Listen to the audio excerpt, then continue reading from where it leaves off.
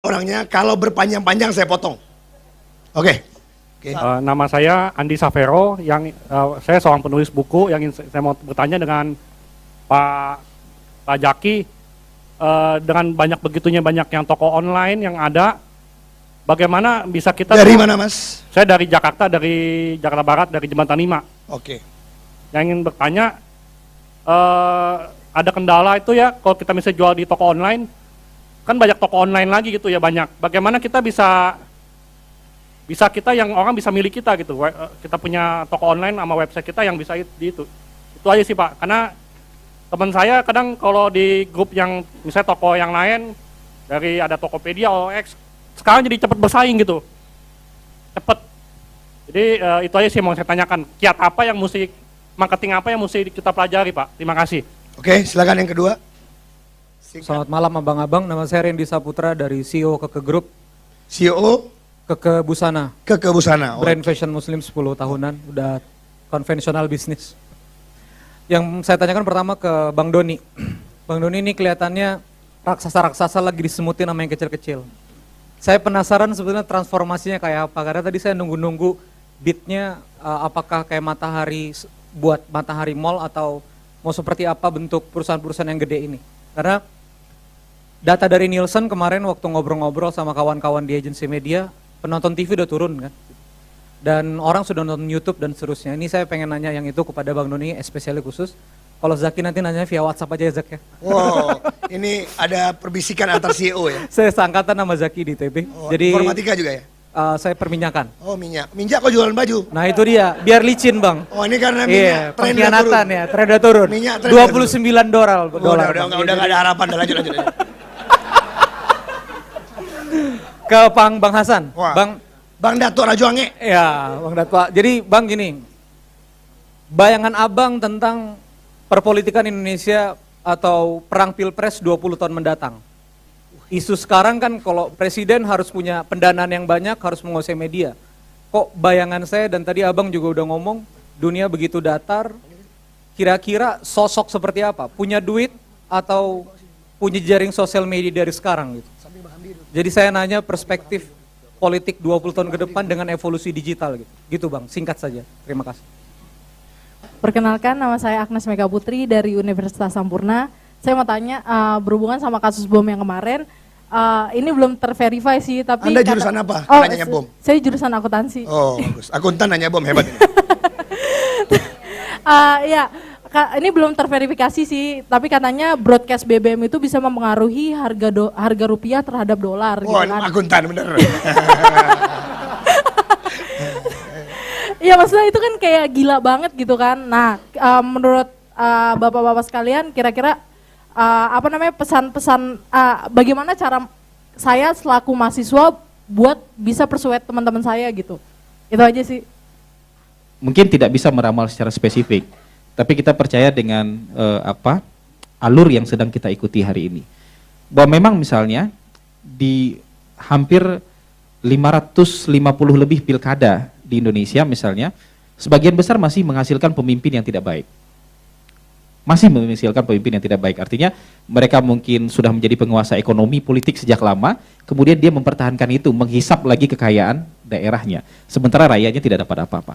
Tapi kita perlu bersenang hati karena muncul oase-oase di antara sekian banyak pilkada itu. Informasi itu gampang disampaikan. Jadi selain kita suka dengan cerita konyol, cerita gosip, cerita perselingkuhan, cerita skandal, kita juga sebenarnya suka loh dengan inspirasi. Buktinya motivator-motivator itu laku. Motivator yang ngarang aja ceritanya laku, apalagi ini cerita beneran gitu.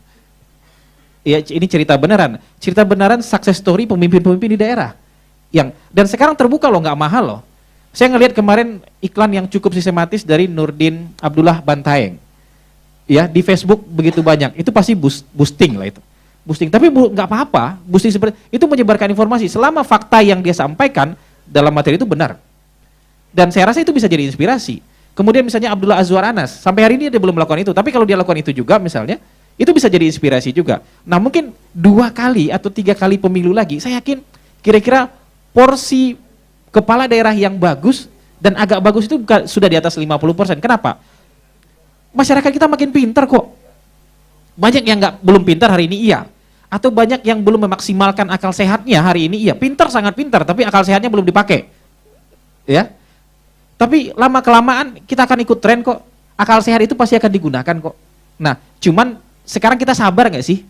Jangan pesimis gitu melihat, wah banyak yang brengsek, banyak yang buruk seperti ini, banyak berita fitnah, banyak hoax, banyak segala macam yang nggak benar bersedia. Loh, itu tantangan kita. Justru kita yang harus menetralisir itu, memperkecil ruang gerak yang seperti itu, sehingga berita yang benar, orang-orang yang benar juga terpublikasi jauh lebih baik. Dan menurut saya nggak usah nunggu 20 tahun, ya 10 sampai 15 tahun porsi pemimpin yang baik dan benar itu menurut saya sudah di atas 50% lah. Oke, itu bikin apa? Dan presiden seperti apa? Saya nggak tahu. Kadang-kadang di Indonesia sudah beberapa kali pemilu zamannya SBY itu muncul 1 tahun kurang sebelum pemilu, 6 bulan lah. Pak Jokowi muncul 1,5 tahun sebelum Pilpres, sosoknya seperti itu. Trennya juga mungkin akan berubah. Jadi memprediksi sosok seperti apa. Gitu. Tapi ada satu catatan, dengan meluasnya akses orang terhadap informasi digital, kita nggak perlu duit terlalu banyak lagi kok untuk mengkooptasi media mainstream misalnya.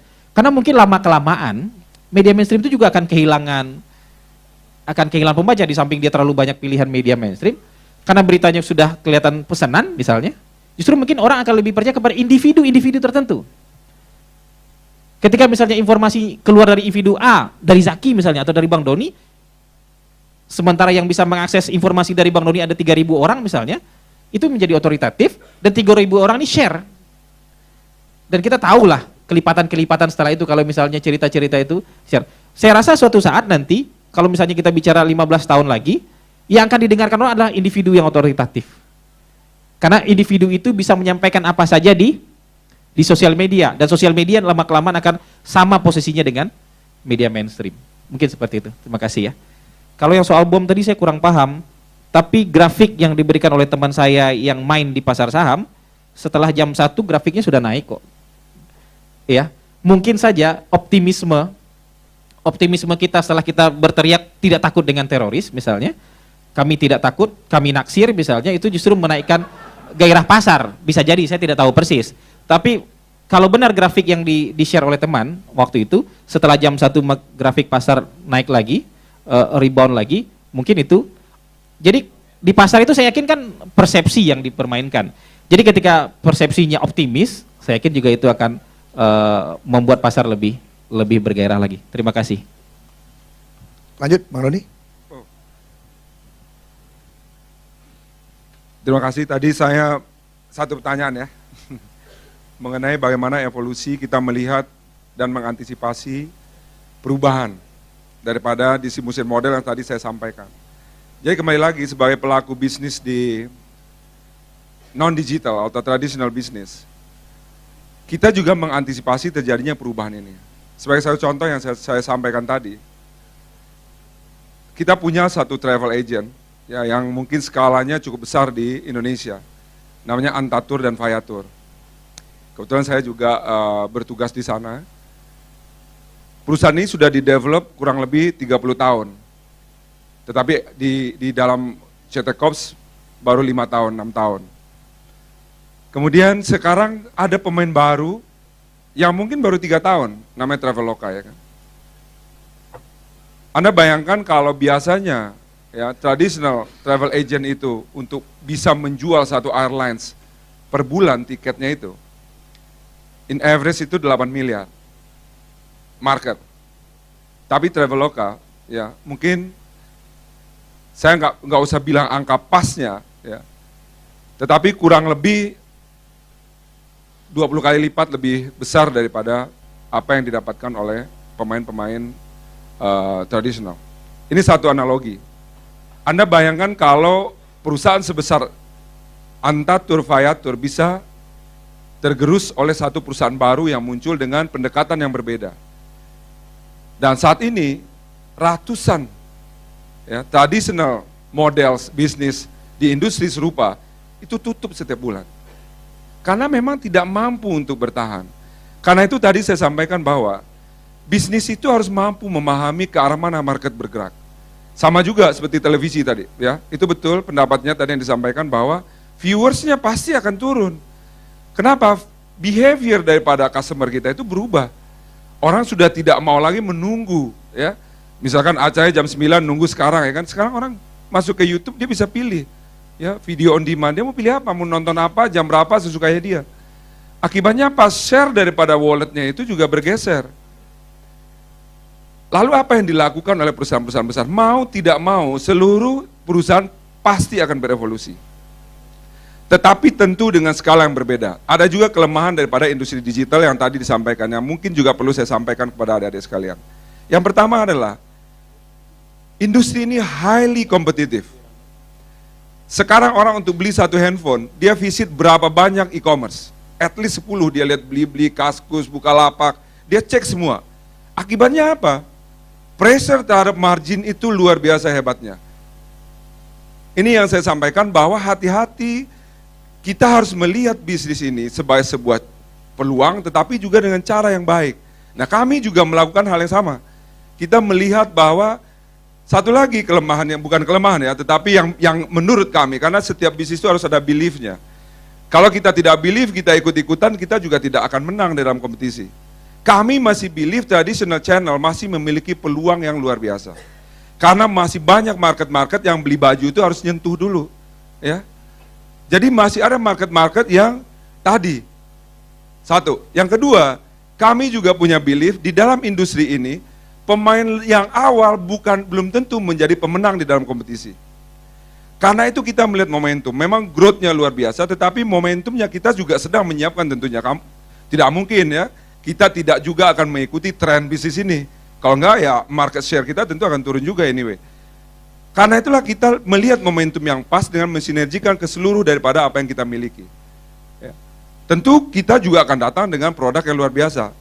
Mungkin juga yang perlu saya sampaikan bahwa strategi bisnis yang dilakukan oleh City Corp, mungkin teman-teman sekalian juga agak bertanya-tanya apakah City Corp ini sebetulnya sebuah konglomerasi yang mau merampas semua aspek. Sebetulnya bukan. Kami sebetulnya adalah mendesain company dengan pendekatan yang mungkin tidak umum. Biasanya kalau orang yang di sekolahan mengenal biasanya ya, itu dua model business integration, ada yang namanya vertical business integration, ada yang horizontal business integration. Tetapi City Corp memperkenalkan namanya web business integration. Jadi dia semacam web ya, yang di core-nya itu adalah kartu kredit Bank Mega. Makanya kenapa kita selalu bilang keluar dengan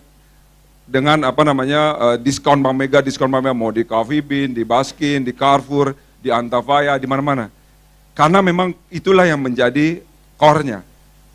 Nah, tentu ke depan juga kami akan berevolusi, Transcorp juga akan berevolusi, ya, akan mengikuti perkembangan, akan masuk ke digital, ya. Tentu nanti juga akan menyemarakkan persaingan di dunia bisnis digital atau e-commerce ya. Tetapi kami tetap believe bahwa traditional models itu masih tetap akan eksis. Satu. Yang kedua adalah tentu terjadi pergeseran. Yang kita ramalkan adalah standalone models itu pasti akan tergerus. Artinya sudah tidak akan ada lagi orang datang ke satu tempat hanya untuk satu objektif. Akan terjadi tersentralisasi. Itu yang kita percaya. Yang kedua adalah kita percaya mall itu bukan lagi nanti menjadi tempat berbelanja yang terencana, tetapi impulsif. Orang datang ke mall lebih recreation. Makanya kita mentransformasi seluruh mall yang ada di under Transcorp menjadi destination, menjadi recreation. Sehingga trafficnya datang, kita harapkan terjadi impulsive buying. Nah ini yang kita believe ke depan. Kalau anda lihat sekarang Carrefour bertransformasi menjadi Transmart di di Cempaka Putih dengan ada roller coasternya. Itu sebetulnya adalah meng-create sebuah attraction, karena kita percaya ke depan mall akan menjadi central of attraction, bukan lagi menjadi central of selling. Ya, ini yang untuk ada yang kita lakukan, dan tentu juga kita akan tetap masuk ke dalam digital business. Terima kasih. Oke, menjawab tadi ya, gimana supaya customer datang ke kita di online. Pertanyaan pertama tadi. Jadi kalau kita melakukan sesuatu atau doing business itu selalu berangkat dari power. Ya. Senjata kita itu apa? Dan saya mention ada 2 power yang manusia miliki untuk bisa kompetitif. Satu, uang. Yang kedua ini knowledge atau kreativitas. Sebenarnya ketiga ada senjata juga sih. Tapi bisnis masa pakai senjata gitu. Ada juga sih yang main sih, Pak. Ada juga kalau mau pakai senjata. Tapi secara umum 2 ini yang jadi center utama, Mas. Dan rasanya dunia offline itu sangat ini capital oriented. Sangat uang ini persentasenya agak besar ya menurut saya. Siapa yang punya capital besar dialah pemenangnya ya. Jadi punya capital terus bikin di mana sehingga presence dia jadi lebih dominan gitu.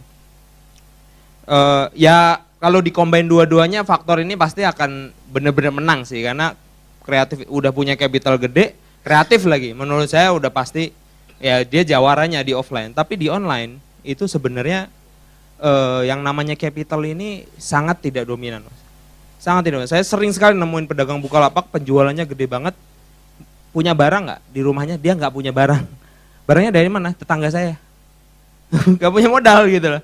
Tapi dia kreatif, mainin harga, terus kemudian ngenalin ke teman-teman, bikin kata-kata yang bagus, kopinya, judulnya bagus, terus negosiasi juga pintar. Jadi sama halnya dengan kenapa sekarang ini kalau kita ngomongin industri digital secara umum ya, banyak perusahaan-perusahaan besar itu sebenarnya khawatir dengan anak-anak muda baru, penemu-penemu yang entah dari mana tiba-tiba datang gitu loh. Tiba-tiba WhatsApp cuma 2 orang ngumpul terus kemudian jadi 50 orang, seluruh industri telekomunikasi pendapatannya drop hanya karena WhatsApp gitu. Itu the power of creativity, padahal modalnya kecil banget gitu. Dan saya melihat tren itu makin lama makin besar. Lihat aja sekarang, dulu waktu zaman tahun 2000-an awal kita sulit sekali menemukan pengusaha anak muda bikin sesuatu gitu. Bahkan kita sulit sekali menemukan role model pengusaha gitu. Dulu role model pengusaha itu selalu ya yang gede-gede gitu, yang tadi ya punya political connection dan sebagainya. Tapi hari ini kita disajikan dengan role model baru, yaitu anak muda. Entah sering kan tadi yang viral tadi, entah benar apa enggak. Tapi kebanyakan yang saya baca benar sih. Viral di YouTube, anak muda dari mana usia 19 tahun, pendapatannya miliaran, tanpa modal. Terus ada Maici, ada Brodo, ada siapa lagi. Mereka orang biasa-biasa saja, bukan datang dari golongan orang kaya, atau datang dari golongan ya ningrat atau punya political connection. No, mereka bukan dari situ. Mereka bermodalkan kreativitas gitu. Nah, menurut saya kuncinya di situ, kreativitas. Kalau pengen menang di online, kreativitas ini adalah surga buat orang-orang kreatif online itu. Kalau udah nyerah kreativitas, bersaing atau cuma karena perang harga seperti dibilang Bang Doni tadi, ya menurut saya akan lewat sih. Harus bisa kreatif bikin value yang mungkin tidak hanya 2 kali lebih bagus ya, 10 kali lipat lebih bagus daripada yang udah ada gitu loh. Yang jauh lebih menarik 10 kali lipat. Jadi menurut saya itu era baru dan menurut saya trennya harusnya ke depan makin besar. Mungkin itu aja. Baik, sudah setengah 9. Yakin saya ini hampir drop, masih rame ini. Kita masih ada sesi kedua. Pembicaranya Bang Hamdi udah datang. Dan selamat datang Bapak Sandiaga Salahuddin Uno. Bang Sandi silakan duduk di depan sini. Pak Sandi, sesi kedua nanti Pak Sandi Uno sama yang lagi hip juga ini Bupati Batang Yoyo. Kita mau tahu di kampung itu digital udah main belum. Tapi tadi saya dikabari oleh beliau, dia lagi pidato di apa namanya. Silakan Pak Sandi Uno. Nah, ini dia. Sandi Uno ini teman lamanya Hasan Nasbi ini. Nah. Siap. Makasih Pak. Pak Yoyo tadi WhatsApp saya lagi pidato di Museum Nasional untuk YTH Award itu, Yap Tian Hen Award. Setelah itu dia langsung jalan ke sini. Jadi aku rasa pas untuk sesi kedua, 3 penanya dijawab, kita lanjut sesi. Silakan. Oke, baik. Terima kasih. Assalamualaikum. Selamat malam. Saya Arif dari Movio, sebuah agensi video motion graphic atau animasi. Ingin bertanya kepada Pak Doni dan Mas Zaki ya. Maksudnya di era digital ini, kan organisasi besar berawal dari organisasi kecil nih. Dalam dunia digital ini tantangannya bagaimana sih, dan tips untuk mengatasinya, segala mungkin distorsi informasi entah dari internal maupun eksternal bagaimana. Dan kalau boleh dengan Mas Hasan juga, kan sekarang nih masyarakat nih terbelah dua ya. Tadinya isu politik khususnya pasca Pilpres nih, pokoknya sekarang adalah anti Jokowi dan pro Jokowi. Yang serem nih sekarang udah mulai ke isu agama. Tipsnya gimana ya supaya kita bisa satu lagi? Ya, makasih. Begini, tidak mungkin masyarakat dibikin satu, itu nggak mungkin. Itu sudah aksioma lah. Dalam kelompok besar ada kelompok kecil, dalam kelompok kecil itu ada kelompok yang lebih kecil, itu udah hukum alam. Sunatullah kalau bahasa agamanya. Jadi itu sebuah keniscayaan. Tapi perbedaan itu ya oke aja, nggak masalah. Sepanjang perbedaan yang dengan argumentasi yang bisa dipertanggungjawabkan. Bukan perbedaan yang kemudian membuat orang merasa tidak mau lagi hidup berdampingan dengan orang lain. Itu bukan perbedaan. Kalau dalam bahasa filsafat itu namanya negasi dar negasi. Kita sudah ingin meniadakan orang itu. Karena saya tidak berkenan ada kehadiran Anda, ya udah saya mau tiadakan Anda. Dan sikap-sikap seperti itu muncul di ranah digital hampir tanpa kontrol. Makanya Anda tadi bilang ada sentimen berdasarkan sara, sentimen pengen bunuh, pengen gusur, pengen usir. Apa saja yang kalau udah sampai ke titik itu, kita harus mengedukasi memang bahwa ruang yang memang tidak ada aturannya ini, ya harus ada konsensus bersama bahwa orang itu tidak lagi dianggap, harus diabaikan. Kan dia merasa eksis kan karena ditanggapi. Karena semua orang rame-rame ngebully, ada orang yang sakit jiwa loh, dibully itu merasa bahagia loh gitu. Dia ngerasa maksudnya sampai ketika ada banyak orang membuli dia, artinya dia bisa menciptakan keresahan gitu loh. Nah, tapi kalau dia didiamkan, ya, didiamkan saya rasa habis bicara ini nggak ada yang nanggapi, besok bicara apa lagi yang fitnah, yang hoax, yang segala macam, nggak ada yang nanggapi, 10 kali dia berhenti itu saya rasa. Atau gila sendiri bisa jadi seperti. Jadi bukan kemudian kita untuk menghilangkan perbedaan, tapi kita harus mengedukasi bahwa kita berbeda harus dengan cara-cara yang bisa bertanggung jawab loh. Dan bukan untuk menegasikan orang lain. Kalau di sosial media, itu bisa menular loh ke dunia nyata. Di sosial media kita kemudian muncul pandangan, muncul sikap tidak bersedia menerima kehadiran orang lain di samping kita, itu akan terwujud di dunia nyata loh. Suatu saat itu akan meledak di dunia nyata loh.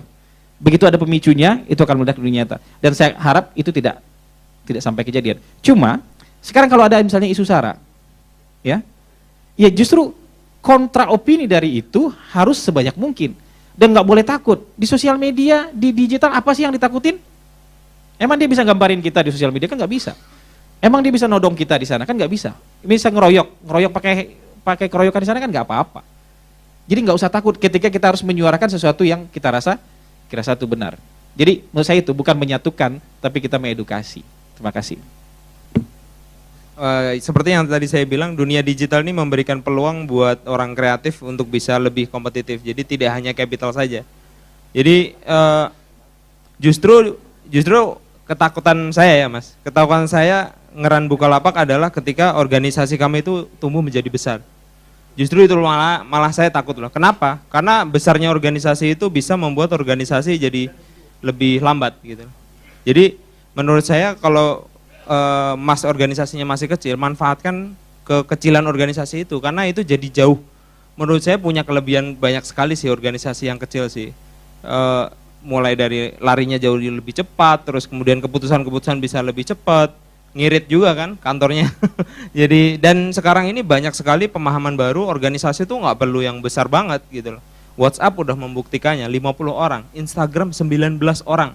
Jadi Instagram yang dipakai 500 juta orang itu dikelola sama 19 orang.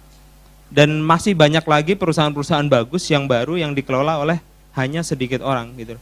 Nah, kuncinya apa? Kuncinya tadi kreativitas dari individu-individu yang kerja di situ. 2 orang tapi powerful, pinter banget, kreatif, menurut saya jauh lebih penting daripada 100 orang tapi ya so-so atau justru malah kontraproduktif. Meeting yang sekarang ngetren tuh ini. Ada ide ini nih. Terus temannya jawab, oke, idenya bagus. Habis itu cuma di meetingin doang. Besoknya lupa karena dia ngerjain hal-hal kecil yang lainnya, jadinya kontraproduktif karena kebanyakan meeting terus juga kebanyakan wacana. Biasanya kalau orang banyak kan kayak gitu, ngumpul itu tergantung, ya sangat apa ya, padat wacana dan itu tidak turn into action sehingga organisasinya juga nggak gerak gitu loh. Jadi menurut saya ya enjoy aja dengan organisasi kecil, tapi kuncinya kreativitas dari individu-individu yang ada di situ dan bergerak beriringan membangun organisasi itu tadi sih kayak gitu. Perkenalkan, nama saya Irfan Dia Sanjaya dari hipwi.com, perwakilan dari UGM. Hipwi ya? Iya. Saya mau nanya gini Pak, mungkin ke Mas Zaki deh Mas, gini Mas. Ini titipan dari teman juga. Kan sekarang ini ya kita kenal banget namanya startup ya. Bahkan startup itu ada banyak bentuk, ada banyak bentuknya. Bahkan ketika kita buat semacam jualan mie di rumah aja itu bisa dibuat startup. Karena kita membuat itu juga. Nah itu pun yang terjadi di teman-teman mahasiswa gitu. Nah tapi ada kekurangan. Mereka rata-rata hanya bertahan sekitar 6 bulanan. Bahkan jarang sekali ada yang bertahan sampai 1 sampai 2 tahun. Nah menurut Mas Zaki sendiri ketika dulu buat Bukalapak, ya dulu startup juga, itu gimana sih Mas supaya bertahan terus menerus? Jadi ketika 6 bulan tuh ada fase tahap apa, setahun tuh tahapnya apa, dan apa sih tantangan setiap bulan, setiap tahun tuh untuk menjalani sebuah startup yang sebesar itu? Ya gitu, sekian dari saya, wassalamualaikum warahmatullahi wabarakatuh. Ya banyak ya, memang banyak sekarang wirausahawan baru yang mulai berwirausaha, berani at least, dan menurut saya itu tren yang sangat bagus Mas. Jadi itu bagus sekali, tapi memang kalau ditanya ya tadi kenapa nggak semangat, saya juga nggak tahu ya kenapa dia nggak semangat gitu. Mungkin analisa sederhana saya, mungkin emang dia pengennya kerja kali ya, kerja habis itu kerja atau gimana, atau mungkin mimpinya nggak di situ mungkin. Dulu yang membuat saya bertahan banget, saya ingat banget Bukalapak tuh pernah ada di kondisi titik terendah, kita nggak punya duit sama sekali, karena saya dapat duit cuma dari Miftah proyekan sama Hasan Nasbi proyekan, terus kita ngeran Bukalapak pakai duit sendiri, habis pernah ada di kondisi terendah dan kita pengen bubar aja lah kayaknya. Tapi ada satu hal yang jadi membuat kita bertahan menurut saya.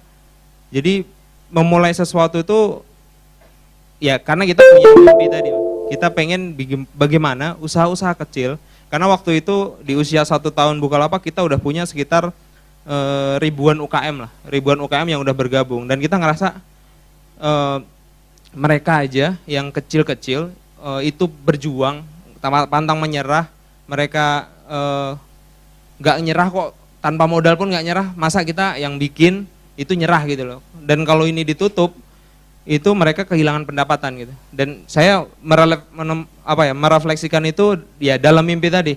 Sayang banget ya padahal ini bisa dikembangin. Ya, itu yang membuat saya nggak nyerah waktu itu, karena ngebayangin tujuan akhirnya. Dan tujuan akhirnya itu sama sekali bukan uang. Karena uang itu kalau dikejar terus capek kita mikirnya. Uang tuh kakinya 10 katanya.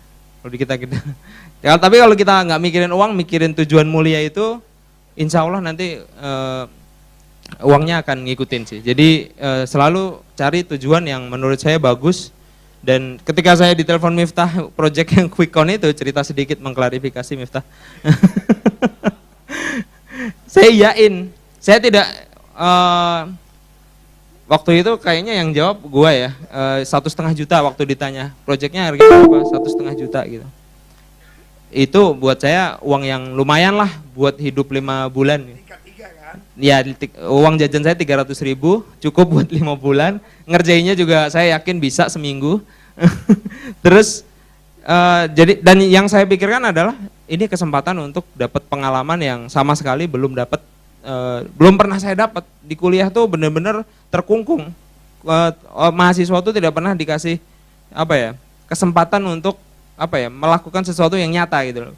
Biasanya kalau magang itu dikasih yang ece-ece, bener-bener nggak guna lah gitu, kebanyakan. Terus kemudian kalau proyekan sama dosen dikasih juga, kamu yang dokumentasi aja lah, yang nulis-nulis gitu, nggak penting lah pokoknya. Nah ketika dikasih Miftah, saya mikirnya gila ya, saya bikin software buat TV ya lagi, disiarin di TV lagi. Saya mikirnya ke arah sana dan seru sekali kayaknya buat belajar di situ. Jadi belajar seru, terus kemudian punya mimpi. Mungkin kuncinya itu sih, jangan dianggap beban atau nyari uang, nanti capek banget sih nyari uang tuh. Jadinya capek gitu. Ya itu. Halo, selamat malam Pak. Perkenalkan nama saya Laura Astri Ivo. Tanpa mengurangi rasa hormat saya kepada Bapak sekalian, terlebih juga kepada Pak Sandiaga Uno merupakan inspirator bagi saya pribadi. Sudah beberapa kali ketemu dengan beliau, Pak. Saya mau memberikan pertanyaan. Sebenarnya pertanyaan ini ditujukan kepada Pak Ahok sebenarnya. Saya sangat interest sekali ya dengan digital world. Walaupun memang saya bukan bagian yang terkait dengan digital. Saya bagian marketing untuk di perusahaan multifinance yang aktif saya lakukan setiap hari. Tapi saya sangat suka sekali dengan isu-isu teknologi. Saya mempelajari tentang 3 bapak yang di depan. Saya lihat LinkedIn-nya, saya lihat di Google sampai hal-hal yang berkaitan dengan mereka. Nah, untuk saat ini saya melihat ada 6 isu penghambat yang terkait dengan digital world atau digital ekonomi, yaitu pendanaan, perpajakan, perlindungan konsumen, logistik, infrastruktur komunikasi, edukasi, dan SDM. Yang mau saya tanyakan, bagaimana persiapan bapak-bapak di depan untuk menghadapi ke-6 penghambat ini? Karena saya yakin sampai saat ini penghambat ini masih sangat intens sekali. Contoh yang kemarin dihadapi oleh Gojek sendiri, masalah peraturan pemerintah yang itu mengganggu perusahaan itu sendiri. Dan lalu bagaimana dengan bapak-bapak sekalian? Terima kasih. Salah satu aspek penting dalam industri digital ini menurut saya talent sih, dan saya berkali-kali komunikasikan ke Menkominfo sama juga di Menristek untuk fokus ke juga SDM kelas atas, karena universitas kita hari ini jumlahnya memang ribuan. Tapi jujur, kalau boleh saya jujur, kita rekrutmen keliling-keliling kampus, yang bisa kita pakai hanya mungkin top 10 yang bisa kita pakai. Itu pun mereka pas ditanya pengennya kerja ke bank, ke ini, masih belum tertarik dengan dunia teknologi gitu. Jurusannya teknologi, tapi pas dicek 20% hanya yang tertarik di teknologi. Gitu, nggak seperti jurusan kedokteran dan sebagainya. Jadi menurut saya ini masalah yang harus disiapkan.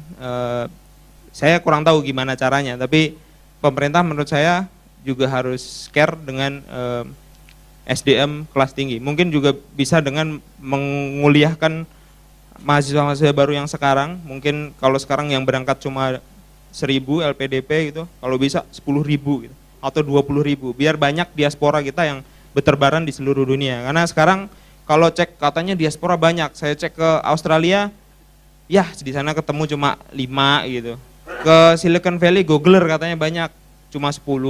Sementara orang India dikumpulin bisa ribuan di sana. Orang Cina apalagi, lebih banyak lagi gitu. Jadi jaraknya, size-nya jauh banget gitu loh. Seperti ini juga indikasinya juga bisa dengan contoh jumlah paten di Indonesia. Jumlah paten di Indonesia itu sangat-sangat kecil sekali. Sementara Cina growing hampir melampaui Amerika, terus kemudian sudah rasanya India juga growing signifikan. Dengan data paten yang sangat jauh ini selisihnya, ini menunjukkan bangsa kita bukan bangsa inventor. Kita bangsa pemakai. Jadi kalau orang luar udah pakai teknologi yang dia buat sendiri, kita tuh pakai teknologi yang kayak udah dipakai di sana gitu. Ya, nggak kompetitif gitu. Ini terjadi di menurut saya hampir semua industri sebenarnya, mau oil and gas dan sebagainya. Teknologi menurut saya kunci, dan pemerintah perlu fokus. Kalau di kami sendiri sekarang lebih pengen membawa talent-talent yang ada di luar negeri untuk dibawa ke sini, ajarin talent lokal. Terus juga kita walaupun belum ada bulenya, tapi kami sedang terbuka untuk mendatangkan talent-talent dari luar negeri ke Indonesia. Banyak yang bilang katanya cinta lokal dan sebagainya. Saya bilang kamu salah nangkepnya.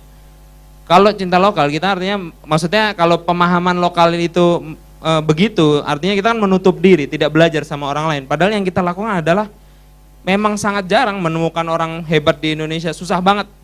Bukan susah, ada tapi sedikit gitu.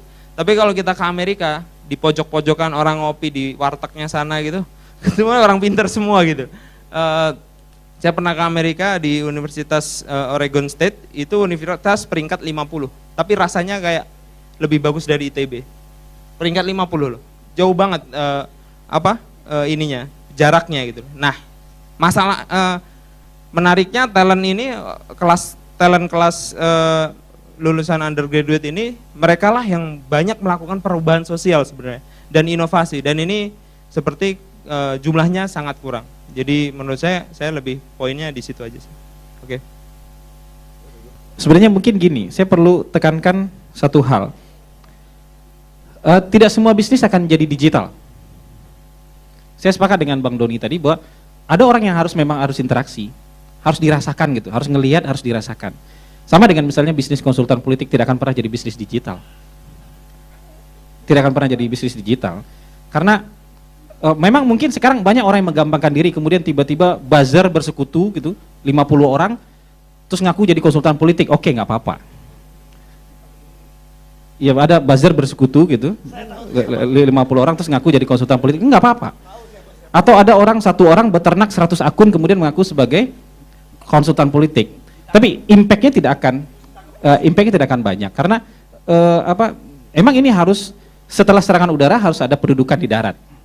Iya, tentara angkatan daratnya harus tetap ada, dan itu justru porsi terbesarnya di sana. Sama kayak misalnya dagang yang lain yang harus membutuhkan cek fisik gitu, memang harus face to face, harus bertemu di lapangan. Nah, digital itu kadang-kadang bisnis bukan alat untuk penunjang. Ada dua hal kalau dalam konsultan politik misalnya, pertama itu mungkin penunjang yang kita ikut-ikutan orang lah, punya website, punya apa segala macam. Walaupun yang mengunjungi website itu nggak banyak. Banyakan yang ngunjungin fanpage dibandingin ngunjungin website. Lebih banyak yang berkunjung dan aktif di Twitternya perusahaan daripada yang berkunjung ke website. Nah, digital mungkin kita gunakan sebagai sarana untuk kampanye, iya. Sarana untuk sosialisasi, iya. Tapi ini mungkin makan porsi sekitar 20-25% dari keseluruhan kegiatan konsultan politik. Mungkin banyak juga bisnis yang lain akan menjadi itu. Nah, hambatan-hambatan seperti itu buat saya, sebenarnya hambatan itu lebih kepada ketakutan. Seperti soal apa? SDM, kepada soal dana. Konsultan politik itu orang pikir harus punya gedung apa. Ini saya harus lihat waktu dimulai dari sebuah rumah kontrakan, bukan di Jakarta. Di Cianjur, rumah tukang somai. Rumah tukang somai punya rumah, dia ingin dapat uang lebih, dia sewakan rumahnya, kemudian dia nyewa di rumah yang lebih kecil. Tahun 2010, dan kita gaya-gayaan handle bupati, untung jadi, kalau kalah kita mampus gitu. Untung jadi gitu waktu itu. Jadi SDM-nya dari mana? Setengahnya drop out kok. Tapi yang penting itu berani, gila, punya kreativitas yang nggak boleh dibatasi. Saya kalau ada orang yang tiba-tiba saya bangunin pagi ngelawan gitu, Bang, saya nggak bisa bangun pagi, kenapa? Itu melanggar HAM, Bang, katanya. Oke, itu saya rekrut.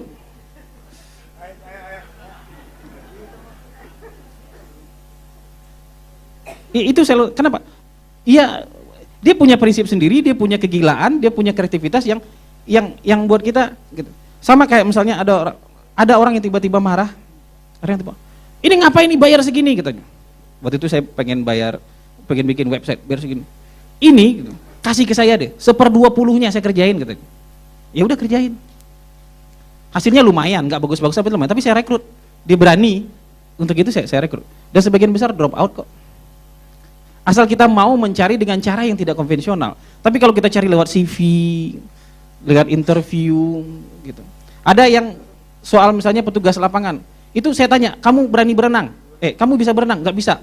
Saya suruh naik banana boat, digulingin di tengah laut. Kalau dia teriak minta ampun nggak saya rekrut. Tapi lagi gitu. Iya nih saya rekrut. Luar biasa. Jadi ada kekhususan orang yang mungkin kita nggak perlu CV. Ada orang yang ngotot seminggu udah bawa koper di kantor, nggak pernah saya suruh masuk. Tapi datang aja dari daerah, dari Semarang, bawa koper. Nggak pernah saya suruh masuk kantor selama seminggu. Tapi dia datang tiap hari, baca koran tiap hari. Setelah seminggu saya tanya, lu ngapain nongkrong di sini seminggu? Saya ingin kerja di sini, Bang. Gitu. Di sini nggak ada kerjaan lo, nggak apa-apa. Pokoknya saya ingin kerja di sini, Bang. Gitu. Belum tentu ada kerjaan, belum tentu bisa makan, nggak apa-apa, Bang. Gitu. Udah berapa lama di sini? Seminggu. Ya udah. Kengototannya gila gitu loh. Hanya di ruang tamu selama seminggu baca koran. Dan orang-orang itu semua sekarang masih utuh di Cyrus Network, belum ada yang keluar. Gitu. Jadi jangan khawatir soal SDM, jangan khawatir juga soal dana. Kita dari 0 rupiah kok. Benar-benar 0 rupiah. Orang nyewa kantor aja tiap bulan nego. Boleh nggak ditunda bayarnya bulan depan? Boleh nggak ditunda bayarnya bulan depan? Nah, kalau kita putus asa sama kayak seperti Zaki, mungkin kita harus melewati tahun pertama yang kayaknya mau nangis. Saya yakin juga semua startup nggak ada klien, nggak ada uang, nggak ada jual beli, yang mau nangis. Tapi kalau kita putus asa di tahun pertama, kita pasti hancur. Tapi kalau kita bisa melewati itu, insya Allah kita sudah setahun aja kita sudah bisa lewat, masa sebulan lagi kita bisa lewat? Selalu pandangan seperti itu. Dan saya yakin semua orang sudah melewati startup 1 tahun pertama, dia akan sukses kalau dia bisa bertahan. Terima kasih. Baik, luar biasa.